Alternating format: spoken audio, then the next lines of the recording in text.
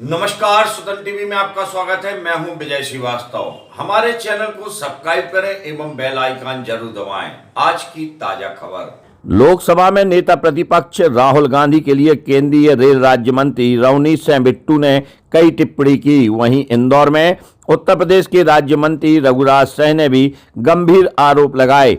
इन सभी बातों को लेकर जिला कांग्रेस कमेटी दमोह के बैनर तले कांग्रेसियों ने एक आवेदन दमोह कोतवाली में जाकर दिया और दोनों भाजपा के मंत्रियों पर एफआईआर दर्ज करने की मांग की। इन सभी कांग्रेसियों ने थाना प्रभारी आनंद सिंह को आवेदन दिया और बताया कि राहुल गांधी का दोनों मंत्रियों ने सार्वजनिक रूप से अपमान किया है और देश में अशांति फैलाने का प्रयास किया है, इसीलिए मामला दर्ज किया जाए। थाना प्रभारी ने आश्वासन दिया है कि वरिष्ठ अधिकारियों से चर्चा कर उचित निर्णय लिया जाएगा। बता दें कि पूरे देश में कांग्रेसियों ने इसी तरह आवेदन दिए हैं और कई स्थानों पर पुलिस ने एफआईआर भी दर्ज की है।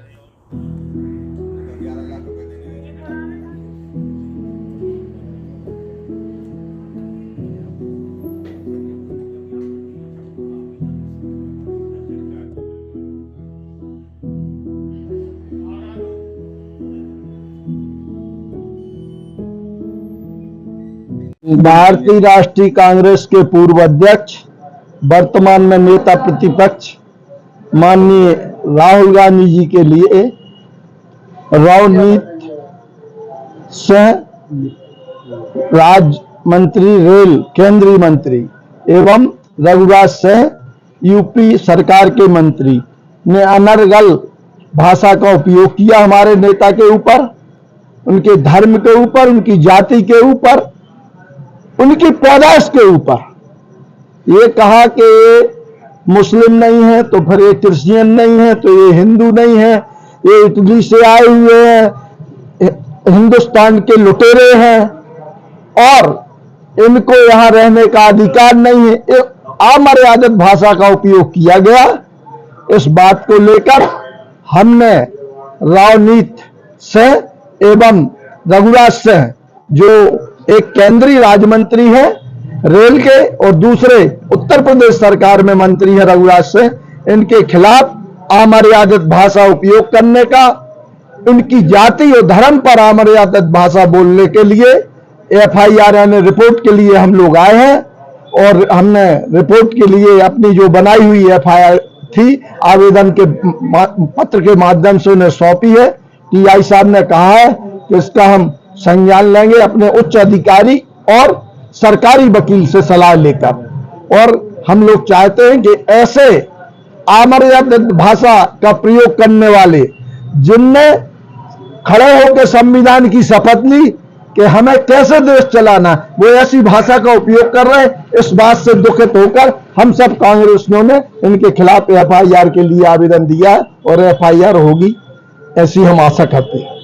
जिस तरीके से आज परिस्थिति पूरे देश में चल रही है, एक तरफ तो हम कहते हैं कि संविधान की भाषा का सम्मान होना चाहिए, संविधान का सम्मान होना चाहिए, और जो लोग संविधान के पद पे, संवैधानिक पद पे बैठे हुए हैं, इतनी अमर्यादित भाषा का उपयोग कर रहे हैं।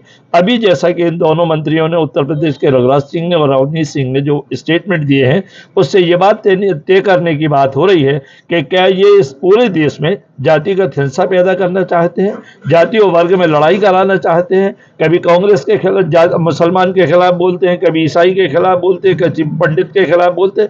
इस तरीके की भाषा का उपयोग और संवैधानिक पद का दुरुपयोग करते हुए इन्होंने जो भाषा का उपयोग किया है, इसके लिए इस मामला पंजीबद्ध कराए जाने के लिए जिला कांग्रेस कमेटी ने ज्ञापन दिया है। जिला कांग्रेस कमेटी चाहती है कि इस देश में शांति, जाति का संभाव बना रहे, इसलिए हम नहीं चाहते हैं कि किसी भी तरीके से पूरे जिले में, पूरे प्रदेश में, पूरे देश में जातिगत हिंसा पैदा हो। परंतु भारतीय जनता पार्टी के लोग इस तरीके के आचरण कर रहे हैं जैसे पूरे देश में जातिगत हिंसा पैदा हो जाए, धर्म के प्रति कट्टर हो जाए। इस तरीके का जो स्टेटमेंट है, ये पूरी रूप से गैर जिम्मेदाराना उनका स्टेटमेंट है।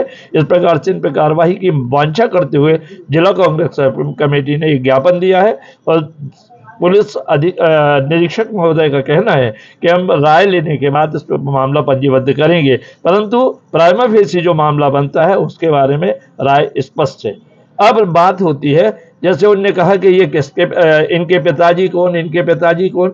अभी हम लोगों को भी इस बात की जानकारी नहीं है कि इनके दोनों के पिताजी कौन है, ये किस बाप से पैदा हुए हैं, इनकी जाति क्या होना चाहिए थी। अगर ये किसी की जाति और बाप का पता लगाते हैं तो हमें इनके बाप की भी जानकारी लेना पड़ेगी कि इनके पिताजी कौन थे या किसकी औलाद हैं। ये जब तक तय नहीं होता है तब तक इनको दूसरे के बाप को ढूंढने की आवश्यकता नहीं। पहले अपने बाप बताओ, उसके बाद अपना नाम बताओ।